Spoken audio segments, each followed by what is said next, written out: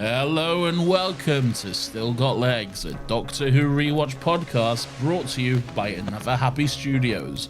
Bonjour, je suis français et cet épisode se déroule en France. Je sais plutôt bien.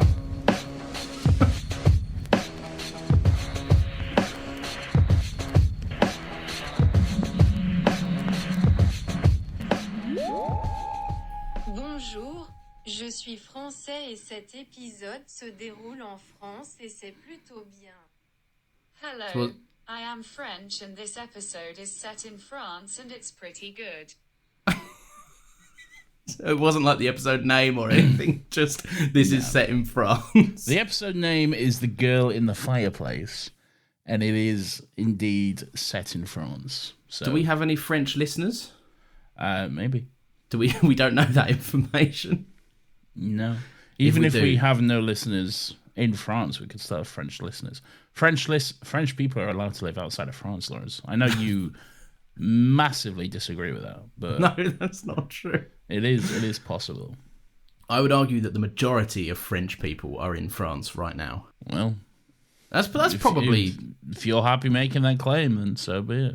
Is that a bad claim to make? I feel like that's probably accurate. I don't know where the French people live. They can live wherever they want. I'm not saying they can't. I'm just saying it's likely that they are mostly in France. Seems like you want to put them in a box and lock that No, box I don't and want keep to them put in it that in a box. So Pandora's French box. No, I don't want to do that. okay, How many episodes into season 2 are we now? 4. It feels like more. no, it's not. Maybe it feels more because the chemistry is good. The chemistry is good.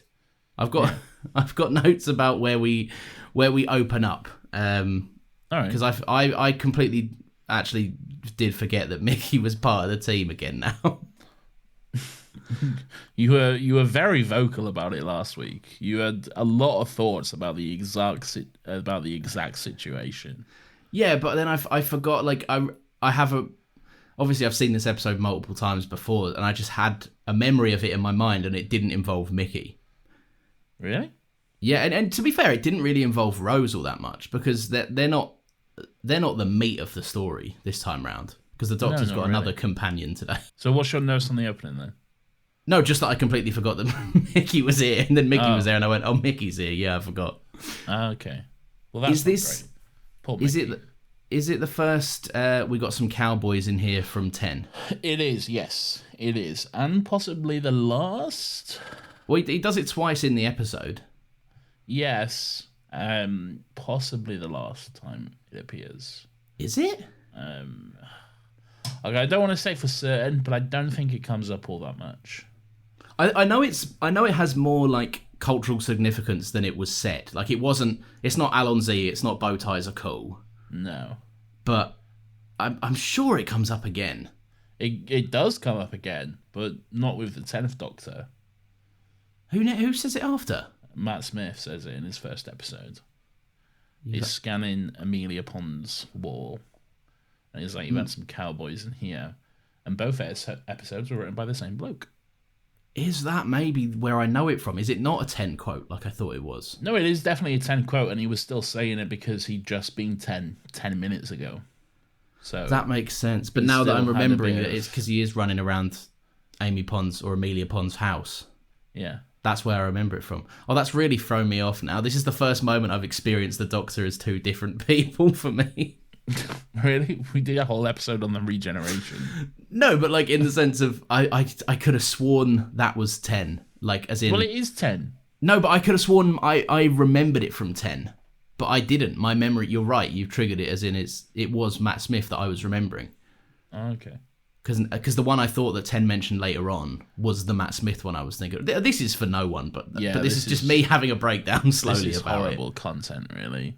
One of the best episodes of Doctor Who ever. Do you think? Yeah, 100%. Banger. All-round banger. Last week you were saying that fucking piece of shit was the best one, but... Piece of shit, come on. No, that was me being colourful. But this is a banger. This is a real banger. This is a banger.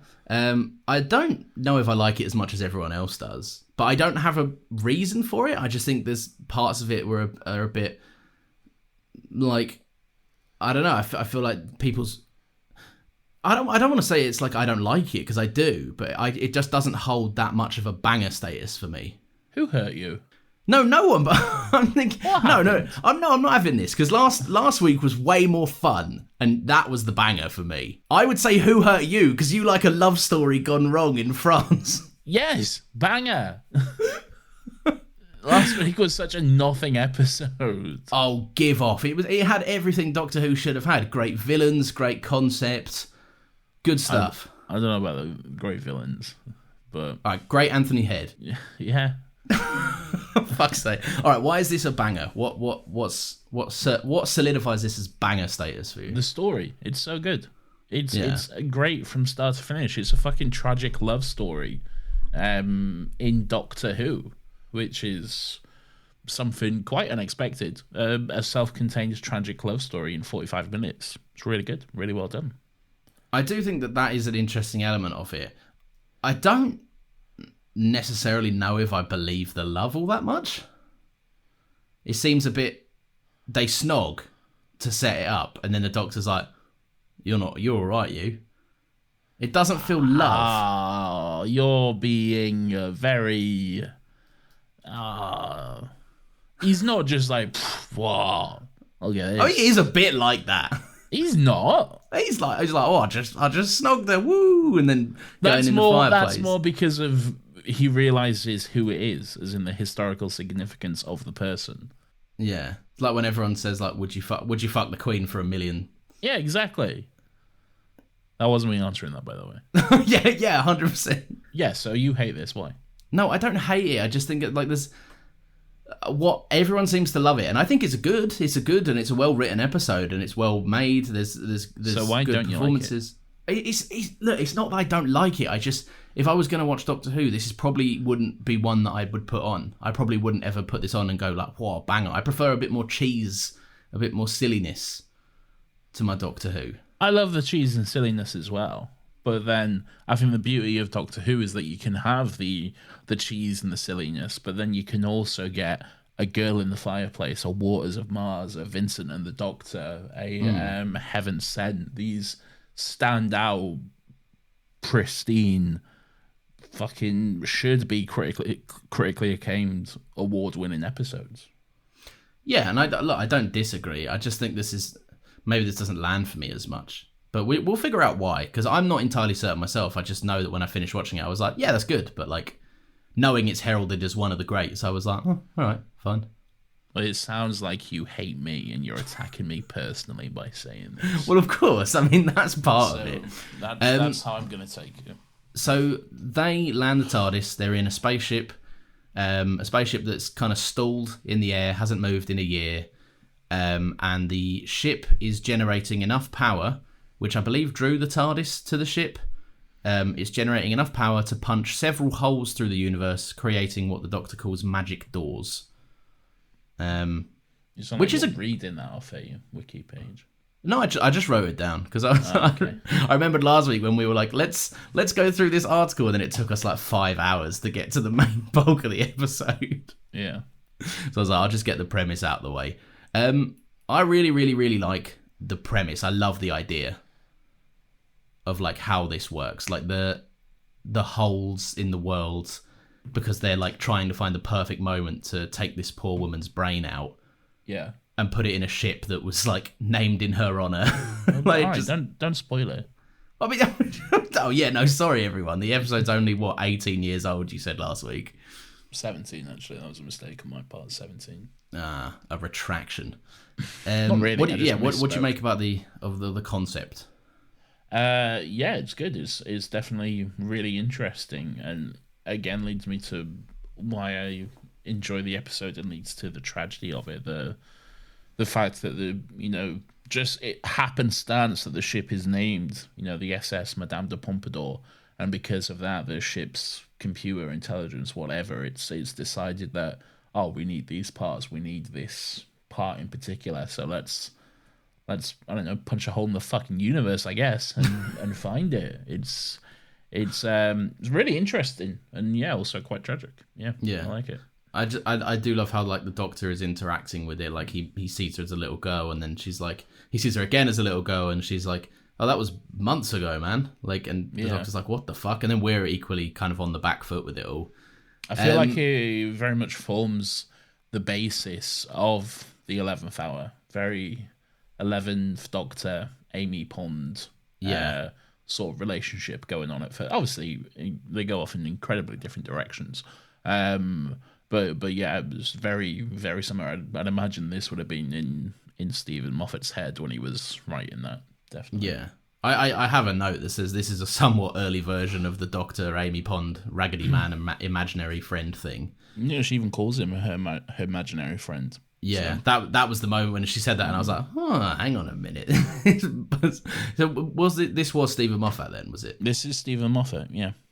Again, another... Well, he always writes bangers for me. He does, to be fair. I mean, I don't know quite a lot of his later work, but where he shows up in this era as a writer, he's often made like a lot of the best ones. I want to ask if there was a specific moment fairly early in the episode that reminded you of stuff that happened in season 1, which we enjoyed. If I give you a clue, that being... Oh, okay. Yes, I did think about this during the episode as well. Yeah. Again, Stephen Moffat. The ticking noise and the why is it ticking? The whole horror sort of aspect of it. Very good, very well done. It is good stuff, and we've got the sonic screwdriver lighting a candle as its fucking 8 billionth random use. Why can't it light a candle? What is your vendetta with the Sonic, man? I don't have a problem with it. I'm using this podcast as a nice platform to just air out every time it does something the Doctor probably could have just done with something. I mean, they're doing it in 18th century France. All right, but why would he... All right, but then he's just got to pull a lighter out of his pocket, walk across the room and light up a candle. Instead of just staying where he is, pointing his magic wand at it, and then fucking lighting the candle. I love how the Doctor has either got to pull out a lighter, go over there, put the lighter there, light it, or pull out his sonic screwdriver, go over there, point the sonic screwdriver at it, and it's the same process. No, because he can stay where he is. He doesn't, though. He walks over to it. No, he doesn't. He moves closer. Right. Last week, you thought everyone was a maths teacher or whatever. Like... I think you're misremembering again. He stays where he is and lights the candle. One day we'll rewatch it and we'll find out. I'll rewatch it now. No, don't. I'm happy to be wrong. Okay, well, there it is. I remember these. Do they get named? These monsters? Yeah, they're in the episode itself, I don't think so. No, but they are known as the clockwork droids.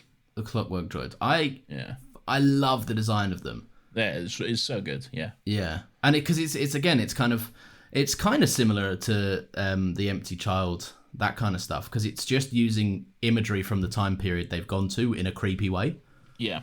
Now that I'm looking at it, Stephen Moffat really has used all this stuff before, hasn't he? Nothing wrong with it. Use what works. I mean, write what you know, and if he knows it and it knows it works, then good. But yeah, no, I just that kind of jump scare shot of it grabbing at the sonic screwdriver, and then you see the little creepy buckled shoes. Yeah. That reminds you of like a little drummer boy type thing. And then like it pans up and he's got a big creepy grin. Just great design, creepy wigs. I don't know what you think of when you think of a drummer boy. But like those little creepy buckled shoes.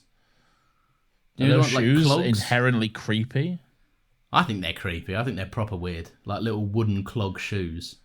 No wooden clog shoes. They are wooden clog shoes. Wooden clog shoes are like from the Netherlands and shit, man. They're still a bit cloggy though. They're just buckled shoes. I could have sworn they look a bit more blocky and cloggy. Like they look like they're like painted on shoes type things. Maybe I am wrong, but okay. I don't know. I felt like they weren't just normal shoes. Because everyone else is wearing them shoes. Yeah, they just seem like shoes. I don't know. Cloggy and weird. And they were maths teachers. They weren't. We proved that last week. There was no mention of the word maths. That's true. Yeah, fair. I really, really like that Mickey is kind of like, he's doing the same kind of things that Rose was doing in like early season 1, where he's just walking around assuming stuff is cool things. Like he thinks a fire extinguisher is an ice gun. Yeah. Or something, and the Doctor's like, no, it's fire, just a normal fire extinguisher, mate. Yeah, it's pretty fun. I feel like it's what makes this show kind of quite like, it's just inherently like silly and fun. You know how like Gavin and Stacey has a fun British humour to it? Yeah. I feel like that's kind of what this show is doing in those moments. What are your thoughts on Mickey and Rose during this episode? Look, they're nothing if not consistently confusing. Yeah. Because last week we left Rose's opinion at like Sarah Jane saying, why don't you let Mickey come with you? And Rose is like, yeah, great, yeah, fuck, obviously hating the thought. Yeah. And in this episode, for a large portion of it, or a large portion of their screen time together, she's just like throwing her arms around him and being like, now you're getting it, welcome to the fucking TARDIS. Yeah, that's because this was filmed and written before that episode was. So that'd be why then. So was no one on set just like, why is Mickey in this one? No, yeah. Well, no, they knew like the general plan that he was gonna come along and stuff. So why didn't I mean, I obviously know that probably miscommunication happened somewhere, but why didn't they just make Rose like more passive about it? She didn't have to be jumping over the moon. Don't know. But like she was obviously pissed off. Don't know. I didn't read it. Yeah. No, that's fair. I'm not expecting you to have all the answers. I didn't know that this was filmed after though. Or before. I only read that on like fucking a trivia section. So well, there you are. Yeah. Does this episode have somewhat of a conversation about how young Madame de Pompadour is when the Doctor meets her? Lawrence, let's talk about this later. Okay. I like that that's become our code now. That's fair. All right, I'm happy that you're at least going to admit it.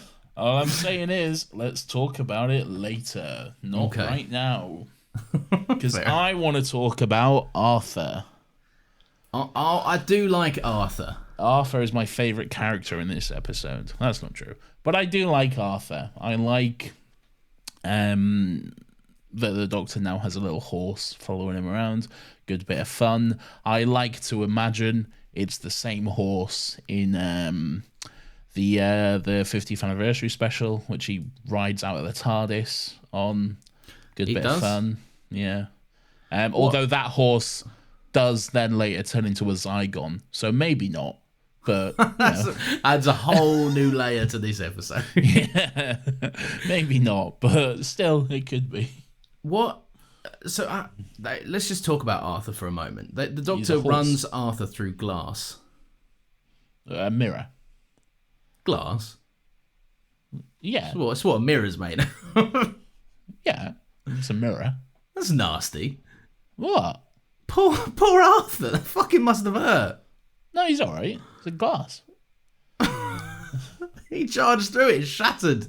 Could have got in his eye. It's TV logic. Everyone's jumping through windows and they're completely fine. I mean, true. But Arthur's not just everyone, Nathan. No, he's like 4 times stronger than a human. Yeah, but his eyes, his little delicate eyes. They're off to the side of his head. I'm just saying, if anything, the Doctor could have put his hands over him. No, his nose would have hit it first, so his eyes would be fine. Yeah, but horses' nose, they've got big sturdy noses, haven't they? Exactly. Yeah, but then what if it ricocheted into his eyes? Well, it didn't, did it?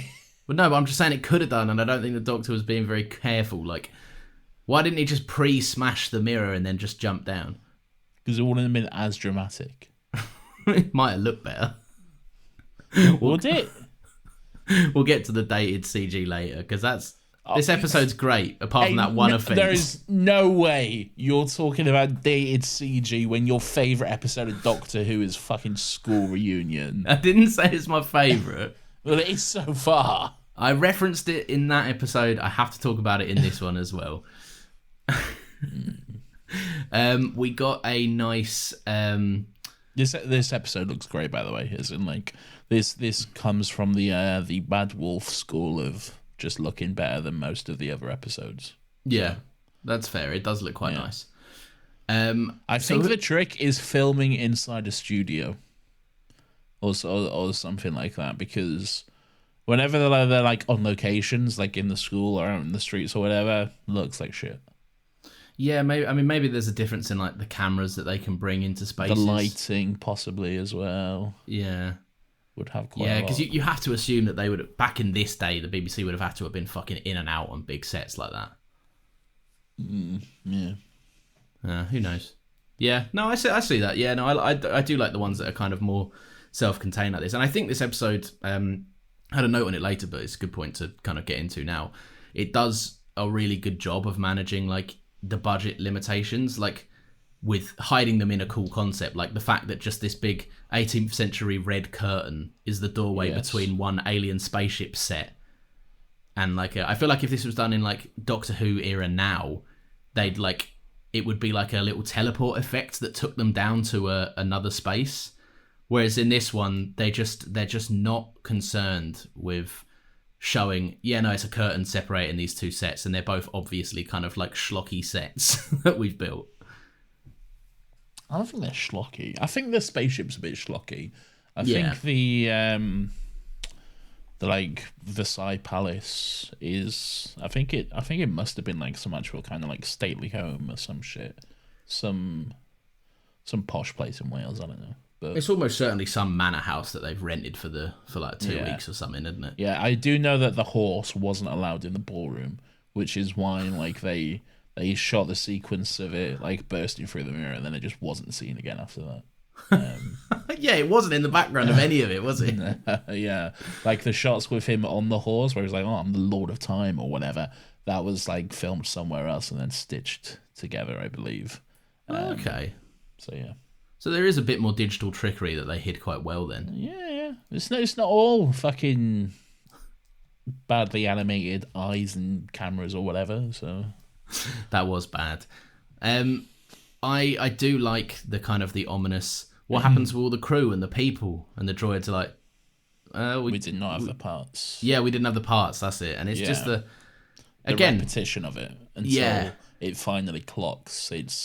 I feel like that's a kind of a bit of a trope with maybe Moffat, but maybe just Doctor Who in general, which worked. Like even I did last week with Ridiculous, but the fucking we're in a car with K9 and the fucking yeah. Other uses, I'm thinking the Polish guy that goes, I came here to work over and over. Yes. I don't know who wrote that episode off the top of my head. But yes. Well, I think it is just a Doctor Who thing, because it does happen. It does come up quite a bit, but it's effective though. I like the penny dropping moment.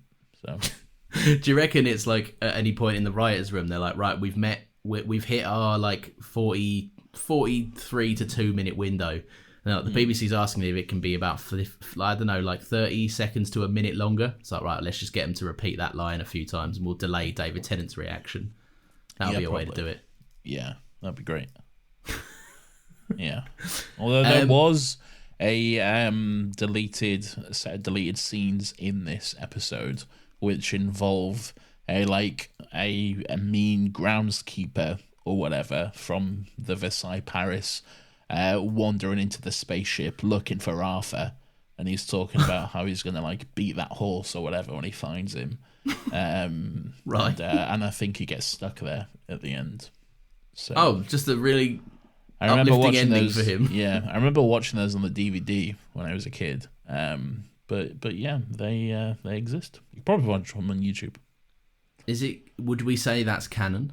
No, because that's a very, very sad ending. If it's deleted, it's not canon, and I would prefer that because I much prefer the ending we have to this episode. I mean, it's a bit more emotionally effective than a groundskeeper walking around going, "Where's my horse?" Yeah, look, if we can't start saying deleted scenes are canon, because that goes into all kinds of fucking sticky situations. There's alternate scenes, so then you have to be like, well, which one is it? It's obviously the one in the episode. But then there's a deleted scene from what's the series 4 finale called? Is it Journey's End? Yeah, I think I want to say Journey's End. Where on the alternate Earth, the Doctor gives the Doctor and Rose a chunk of TARDIS to grow, so they can grow their own TARDIS and have their own adventures. Terrible. Yeah. What did he do? How did they do that? Did he just pull out a bit of TARDIS? Literally just pulled it out of his pocket. But it's like a plant, isn't it? Because TARDIS isn't organic. So it's that's true, yeah. So he's like, chunk of TARDIS. Didn't just smash a chip off his fucking door. No, he didn't just like get a hammer out and then just break a bit away or whatever. In season 6, the TARDIS would have had something to say about that. She would. She would not have been happy. I'm glad that's cut. That is a fucking terrible thing to include. Yeah, definitely the right decision to cut that, I think. So no, deleted scenes are definitely not canon. And for the better, because they were deleted for a reason. So yeah, I mean, yeah, that's always true. Yeah. By the very nature of what they are, yeah. I really, really, really like the scene where and I this is kind of where I see the love argument more so. I very much enjoy the scene where the Doctor looks into her mind and she's able to look back into his. With the whole, like, you know, once a door is opened, it can be walked through both ways. Yeah. Yeah, I think that's really nice. I like that there's a moment in that where, like, you can see in the Doctor's face the second that she starts to know more, the second that he realizes that she has insight about him and who he is without him giving it to her, he's like immediately more like wary. Like, it just shows the Doctor is still not ready and he just pushes people away from him. Yeah, he's definitely on the back foot, like, immediately when that happens. Yeah, I really like that scene too. I like the intimacy of it. Good chemistry between Sophia Myles and David Tennant. They actually started dating after this for a little while. She started what? They started dating for a little while after this. Is that what I know of? I know that she's quite prolific in the Doctor Who world, for considering she's only been in one episode. Is that why? Sophia Myles? Yeah, or is that's who plays Madame de Pompadour? Yeah, Lady Penelope herself. Yeah, right. So is that what? Is that why she's quite? Because I remember there being some sort of buzz around her online, but I don't quite know if it was just that. I think she might not be a great person in terms of views on certain topics and stuff. Maybe I saw negative buzz. Yeah, maybe. Oh, that's no good. But maybe I'm wrong. But maybe I'm wrong on that. I don't know for certain. Let me just do a quick Twitter search. Yeah, so otherwise we're just horrifically slandering this poor woman. Yeah, I actually don't want to just slander her for no reason. Okay, yeah, no. Sophia Myles has made comments on Twitter today claiming that Noel Clarke is a victim of cancel culture. Yeah. In the bin. Yep, that's no good. Yeah. Noel Clarke, by all accounts that are to be believed, is a terrible, terrible person. Yes, indeed. Yuck. Yeah, so there we go. Cancelled. Has anyone else come out about that from this era of Doctor Who? All the Noel Clarke stuff? I don't want to talk about that. I mean, yeah, fair. Because I know we don't really often talk about it. We just often say, we like Mickey. We like Mickey. Yes, we do like Mickey.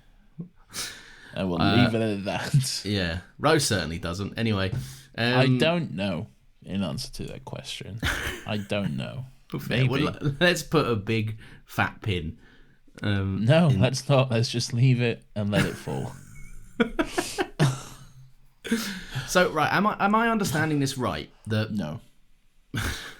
That they're waiting until Madame de Pompadour is 37 years old. Yes. Because the ship is 37 years old. Yes. And that is the correct time to, get the right syncage with the brain. Yeah. They basically want Sophia Myles' brain to be, I guess, the master computer for the ship or whatever. Right. And because the ship is 37 years old, the ship is called the SS Madame de Pompadour. The the current ship computer or whatever has just gotten confused and gone, well, that's obviously what we need, because that's what it's designed to do. It's designed to, the Doctor says, it's not necessarily their fault, it's just they're designed to fix the ship by any means necessary. It's what they're programmed to do. And so to them, fixing it by any means necessary means getting Madame de Pompadour's brain. Right. Yeah. It's well written, isn't it? It's really well written, yeah. I like it. It's a good kind of like, this isn't really a lot of Doctor Who stuff you can pin down to like, there's probably a movie 20 years ago that had a similar kind of thing going on to a degree. Yeah. At least if you're looking at only the bangers, right? Every now and again they'll have copied something, but this I don't feel like I've seen something like this before at all in any sci-fi capacity. Maybe no. I can't think of anything off the top of my head. Maybe like human parts being used for stuff, but not to this, like not this specifically. Yeah. Interesting. Was she a real person?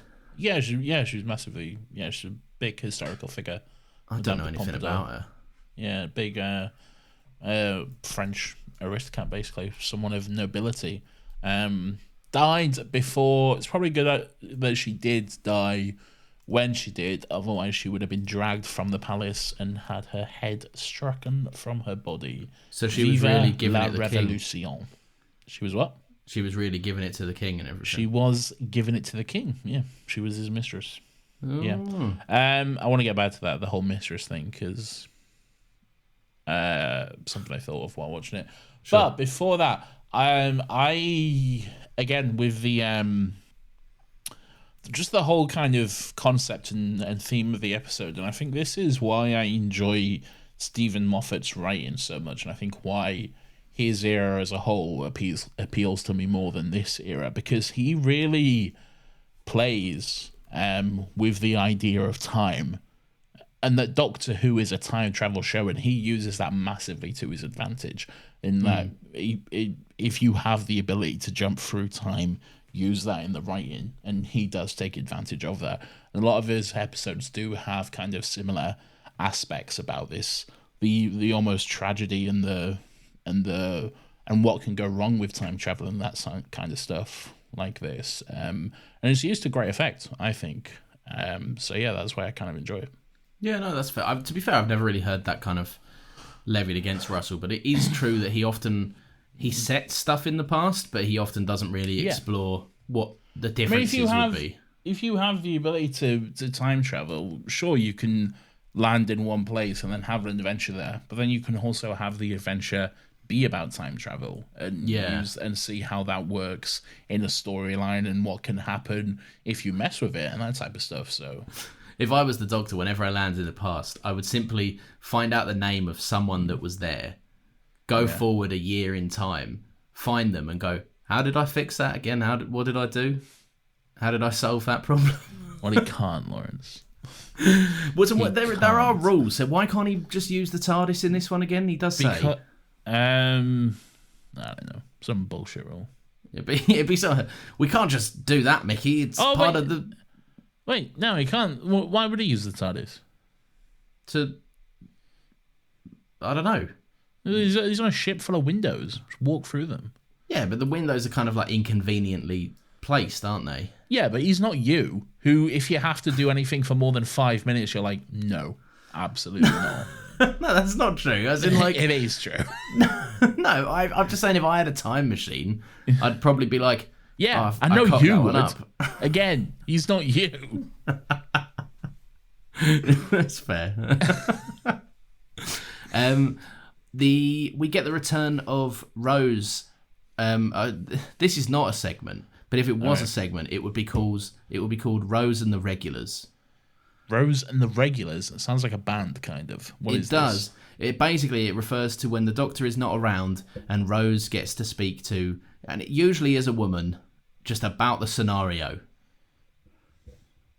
All right. So we get that in. There's some Harriet moments. We get that with the woman in The Empty Child, the one who ends up being the kid's mum. Yeah.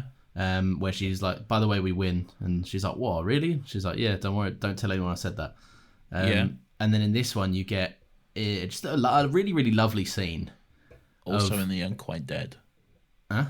Also in The Unquite Dead. What? When is it? Oh, Gwen. Yeah, Gwyneth. Gwyneth. Yeah, Sophie Miles, not to be confused with Sophia Miles. That's very true. Yeah.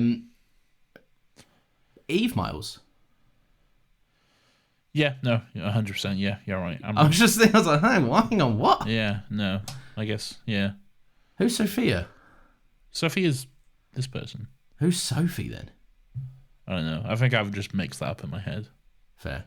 What I've done is I've just taken Miles, and then I've just gone, oh, you're both called Sophie Miles. But, perfect. Job done. Yeah, not the case.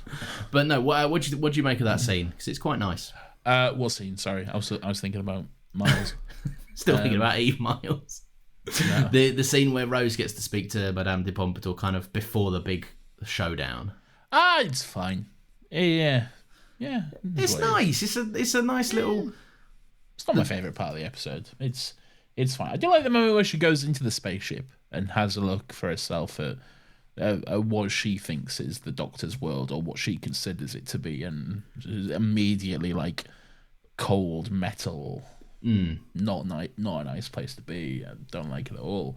Yeah, I enjoy that. The whole part with Rose is just, I don't know. It is what it is. Absolutely. I guess it's more. We both love the Doctor, don't we? Well, we both love this man.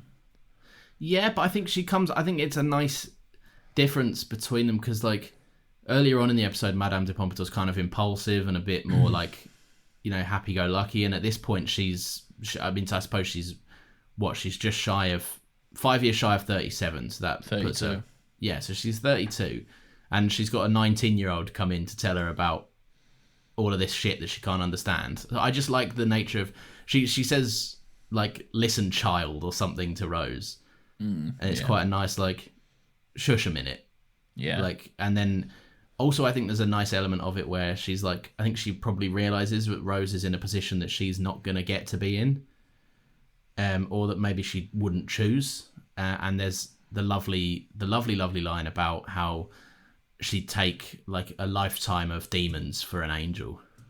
Yeah, good line. I just think it's nice. I think it's a cool scene, a nice moment for them. There's a scene where the Doctor, Mickey, Rose, and Arthur are looking through a window and seeing the first meeting of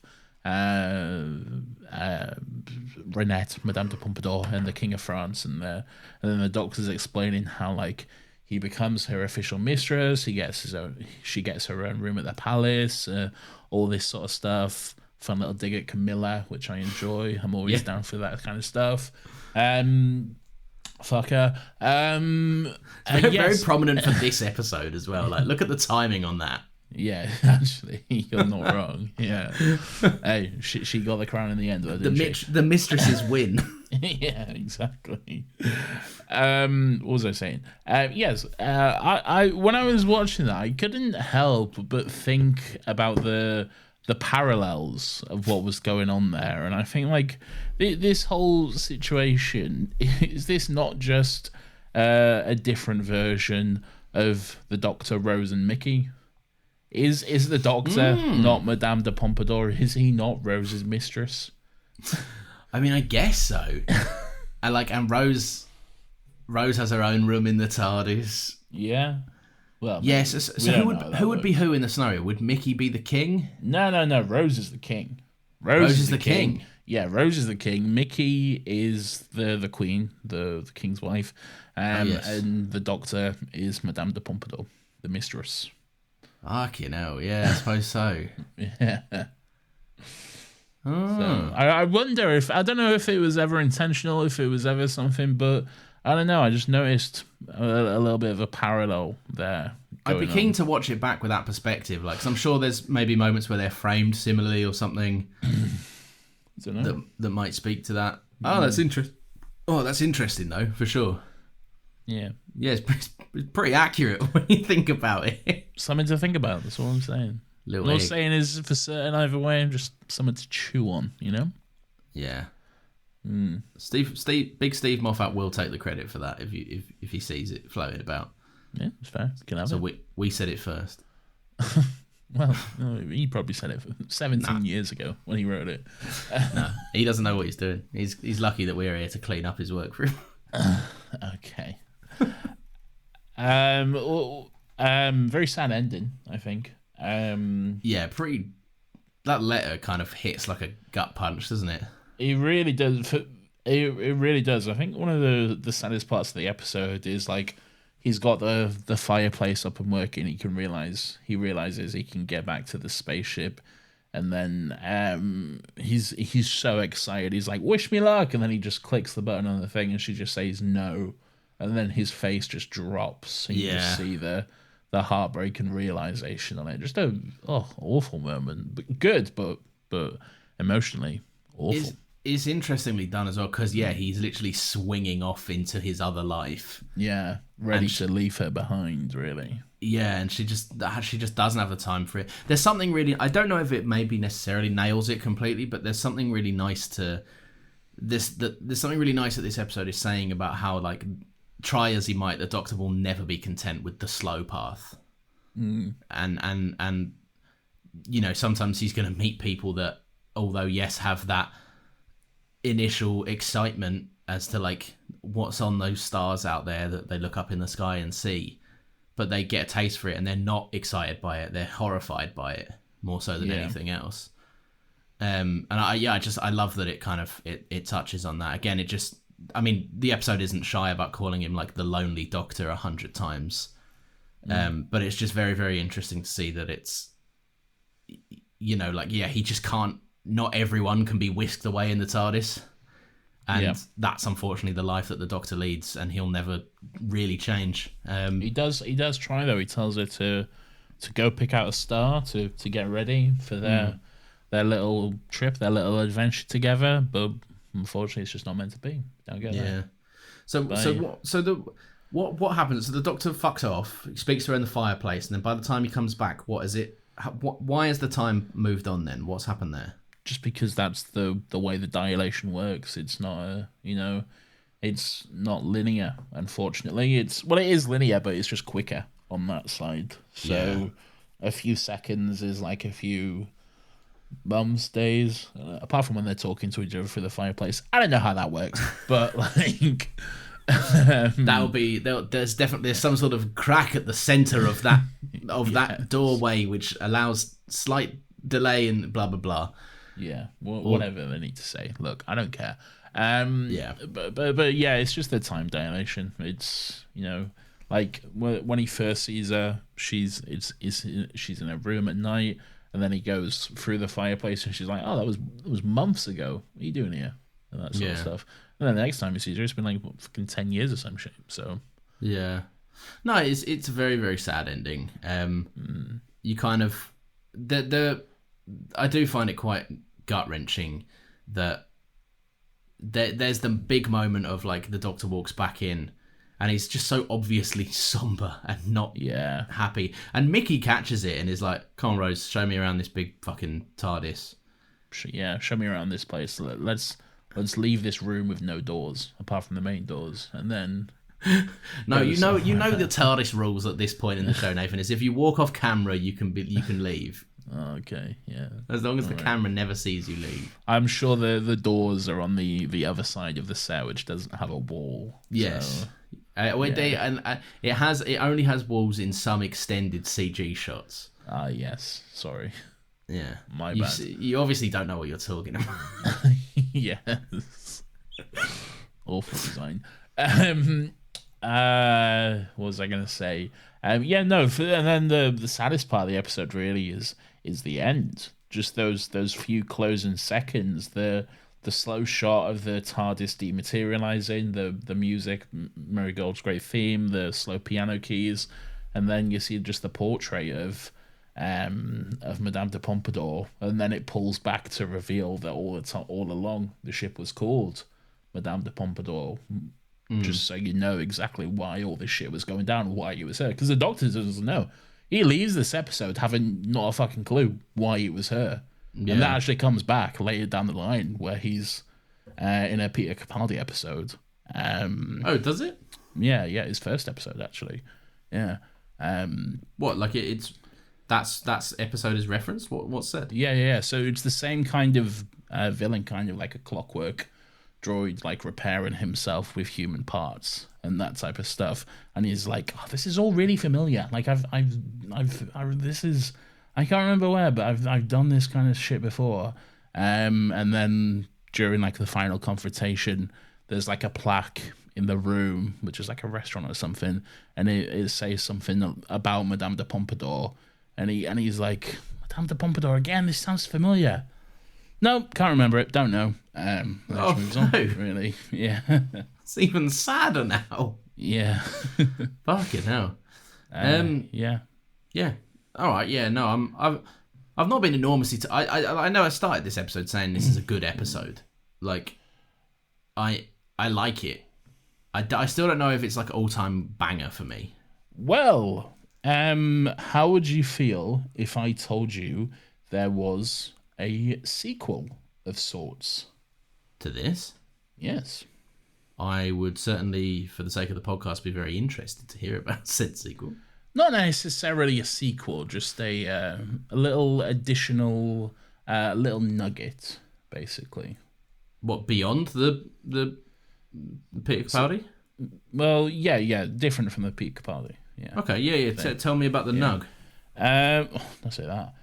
Nugget. So, yeah, I know. It just sounds weird.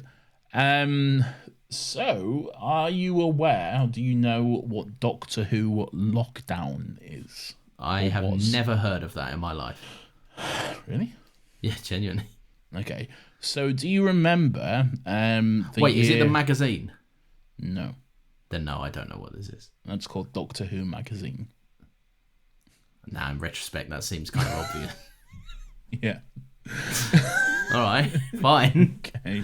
Do you remember the year in which we all have collective PTSD and trauma from, aka 2020? I was just about to make a joke about, is it some sort of pandemic Doctor Who thing? Apparently it is. Yes, it is. Okay, great. So during the lockdowns here in the UK, Emily Cook, who I believe worked for Doctor Who magazine, and is also just a lifelong fan of Doctor Who, she organised a series of lockdown watch-alongs where fans of Doctor Who would all watch some past episodes over Twitter. They just watch along, tweet along. This got quite big, right? With a couple of doctors joining in. It got so big that it actually led to Russell T Davies coming back to Doctor Who. This is the exact reason why Russell is coming back. Was this the thing where, because they got Catherine Tate, David Capaldi, David Tennant, and him. They got pretty much everyone to do a tweet along to the 2-part series 4 finale. Yeah, but then afterwards, weren't they all saying that was fun? That'd be cool if we could go and do that again. Yep, exactly. Yeah, and that's what led to what we have now. So we have Emily Cook to thank for all of this. So COVID was worth it. Well, what's the I wouldn't sequel? go that far. So during these lockdowns, during these little watch-alongs, some of the people involved in the show would want to contribute, and they'd want to create and release just a fun little thing, just something extra. And Stephen Moffat wrote a little additional scene, which then Sophia Miles recorded some dialogue for, and then there was some music put to it, and this is what we have, and I can play it for you now if you'd like. Oh, please. So here we go. This is called Doctor Who Lockdown Pompadour. I'm just stealing content here, but that's fine. No one actually officially owns the BBC. Well, the BBC don't actually officially own this anyway, so fuck them. You are so quiet, my love. If I could see your face more clearly, I should know if you were cross. Are you cross, my lonely angel? Versailles is silent now. I have often complained of the ceaseless chatter, but I fear I've come to miss it. What has become of all the merry chatter? Where are all the people? Why are you so quiet, Doctor? In the many years I waited for you, I imagined we would talk the night away, you and I. And yet, the dark remains, and you are silent. Why can't I see your face, Doctor? I have been assailed by a dream of late, and yet not precisely a dream. I have thoughts in the dark which trouble me. Those clockwork monsters who came to take my head. You told me once that they were in the habit of making portraits of my mind. I believe you said they were scanning my brain, but then you always had such a comical turn of phrase.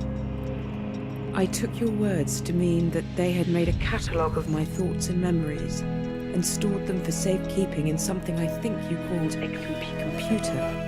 A computer inside a vessel lost in a distant void. The idea makes me shiver. This computer, Doctor, full of my thoughts and memories and secrets, might it not in time come to mistake itself for me? I fear for this computer creature, Doctor, abandoned in infinite silence. I am prone to loneliness. Perhaps it will share my weakness. I look to you for comfort, but I cannot see you. Why can't I see you?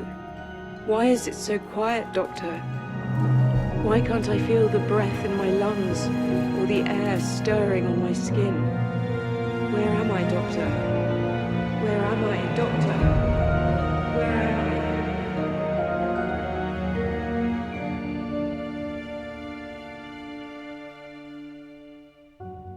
So, if the original ending wasn't already heartbreaking enough for you, Yeah, I'm not going to sleep tonight, thanks. there you go. Yeah, good bit of fun. Well, is it fun? It's more just absolutely fucking horrifying. Well, great writing from Stephen, I think. I mean, yeah, that's absolutely lovely.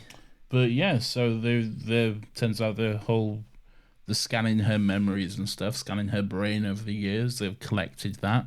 And now there's a artificial version of her on the ship, just trapped, wondering what the fuck is going on and shit. Yeah, I'm not keen on that. Yeah. Brilliant. Absolutely Haunting. brilliant, but fucking very sad and now very scary. Yeah, I think it's scary, but it's Scary to think Not- about happening to me. well, yeah, just don't I become a wouldn't like spaceship or whatever. I mean, yeah, But I the- won't. The odds of a spaceship being named after you are very low, though. So I don't know, once they hear this podcast. I think even then, I think I'm the more likely contender. Well, why not both of us? Because I demand it. Oh, okay, fair. They'll listen to, and the worst thing is they'll listen to this now and then they'll take that.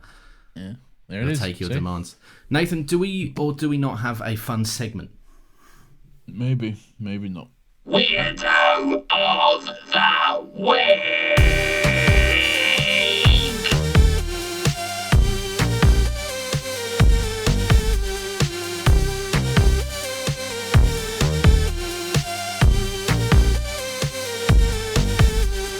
Weirdo of the Week is everyone's favourite segment of the week, where we take a look at some of the weird and wonderful and grubby little characters who come across our TV screens as we rewatch this wonderful little show that is Doctor Who. We'd like to take a moment to reflect and think on them. So, Lawrence, who is your weirdo of this particular week? My weirdo this week is none other than the King of France himself. The King of France. Indeed. King Louis. King Louis himself. I find Not it very, to be very strange. confused Oh, right. with King Louis, which I think is the name of the one of the apes in Jungle Book. Is he the one who's like, Ooby-Doo, I want to be like you. I could not tell you. I want to walk like you, talk like you. Ooh. And then was played by in the live action version. What's his name? I don't fucking know his name. The guy with the voice who everyone does an impression of. Nathan It's Lane? like the number one impression that everyone does. Heath Ledger. No. What's his Nathan name? Lane. No. Like, you think of an impression, you'll do one of Robin this Williams. guy. No, because it's got like a very unique way of speaking. Christopher Walken. Yes. Wait, no, not Christopher Walken. Christopher Walken's wait, which one's Christopher Walken? Is he the one? Yeah, Christopher Walken's the one that's like, "Hello, Nathan." Yeah. I was thinking of Christoph Waltz. Yeah, Christopher Walken. It is that. Yeah. And he's like, Obi do. I want to be like yo. Well, I it's a want good to thing that walk you just like made you. fun of people that will do that impression. And then I did it. I am the very thing I hate. Anyway, who's your weirdo? The King of France. The King of France, King Louis, but not the Christopher Walken one. I just find it very, very strange that the Doctor comes in. There's a very solemn atmosphere going on, but he still finds time for a bit of casual sexism just thrown in. Him saying to the Doctor, "Oh, she always wondered when she could see you." Then he like looks at him like a lad would, and is like, you know what women are like, and it just like rolls his eyes, and the Doctor's like, "Yeah, I'm grieving, man. This is kind of sad." Look, I enjoy Weirdo of the Week. Okay, I don't think you can lie during it though, Lawrence. He doesn't go. Oh, you know what women are like, and then rolls his eyes. It's far too silly. He says you know how women get, while still looking extremely somber and very sad about it. I don't know. I think he takes the moment. For a little lad point. Okay, I think he incorrectly acknowledges the Doctor is like one of his sort. I disagree, but yeah. Well, who's your weirdo of the week since you're so special and cool? Please, I just want to go. Oh, for fuck's sake. Now, don't try to kid me, man cub. I'll make a deal with you. This is him singing. But I desire this It's man's not. red fire to make my dream come true. Now give me the secret, man cub. Come on! Show me what to do. Give me the power of man's red flower so I can be like you. Oh, Ooby-Doo. Oh, I don't like this. You. I want to walk like you, talk like you too. I'm not a fan of this at all. Yeah, it's not a good movie. The Andy Serkis version was much better. Oh, there was 2 Jungle Books, weren't there? Yeah, but Andy Serkis's version was called Red Cloth Boy. No, Mowgli. Just called Mowgli, Right. I think. And it was so much better. It was really good. I like that version quite a bit. We should do it on the podcast. Not this podcast. How weird to break up the Doctor Who rewatch with Mowgli. My what are we doing? Weirdo of the week. You said my it earlier. weirdo of the week, Lawrence, is the Doctor himself. Paedophile. Look, hey, let's not throw around the term and accusations willy-nilly, okay? Yeah. But that being said, he does visit a young child in her bedroom twice, and then probably 2 minutes later, he sees the same woman as on the cusp of adulthood. She's grown up quite a bit considerably now, and he's immediately like, "Goodness, how you've grown, Renette!" And then they kiss. Look, I'm not saying anything in particular. I'm just saying, a little bit odd. It's a bit suspicious, that. Look, I think some hard drives might need to be looked at. Check their TARDIS fucking Check the files. TARDIS mainframe. Yeah. Well, that's why the Doctor knocked Rose out when she saw into the heart of the TARDIS, because she actually saw all his hard drives. I don't like this joke. Yes, look. Wait, is it weirder that technically the Doctor also was like watching her through windows, waiting for her to grow up? Well, no, he wasn't though, was he? Big grooming.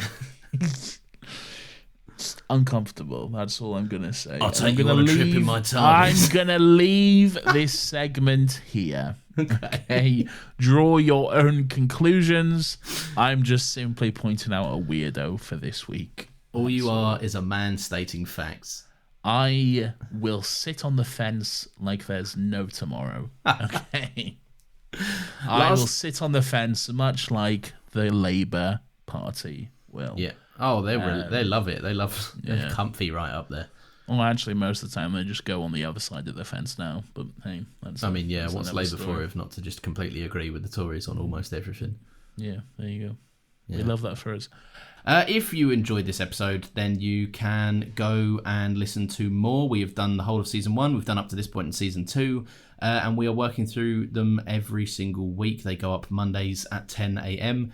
And you can also, if you're dead keen and you're in the Doctor Who spirit, you can give us a little review and share this with your Whovian friends who I'm sure are keen for more Doctor Who discourse, because there is certainly not enough online. Nathan, how would they give us a review? I don't know the process. Neither do I, Lawrence. You'll have to tell them. Oh, damn. Well, as it turns out, I do know the process. Well, please, Lawrence, tell us about it while I play some soothing music. Okay, well, as long as you're playing soothing music. Basically, what you can do is you can go to your podcast provider of choice, and I'm sure they'll have some sort of system where you can leave us some feedback, be it that in a form of some stars, perhaps, or a 1 out of 10 rating, who knows. We would very much appreciate the top rating of that. If you think we have achieved said entertainment value for you, that would be ideal for us, as it helps just push the podcast out, and more Whovians can get on board our little metaphorical TARDIS journey that we're going on here. What else do I normally say? Oh, we're on Twitter. You can go follow us on Twitter. We are at Still Got Legs Pod, where we're having Wizzo conversations. But Elon Musk is ruining that website more and more every day, so we kind of stopped those Wizzo conversations. But still follow us. Yeah, still follow us. That's where we post our little episodes when they go out, so you will never miss a single drop from us. I had fun today. I didn't. You can also listen to Another Happy Pod, our I don't want to say our main podcast, but our less niche podcast. Yeah, the one we've been doing for longer than this, where we talk about movies, comics, TV shows, whatever else is going on. And we just discuss something different each and every week. We're doing The Matrix right now, where we every week in May we'll talk about a different Matrix movie, maybe in order, maybe not, who knows, maybe we'll just say fuck it and just go somewhere different with it. So come and join us for that. It's a good bit of fun. See you next week when we're talking about parallel Earths and the cyber bussies themselves.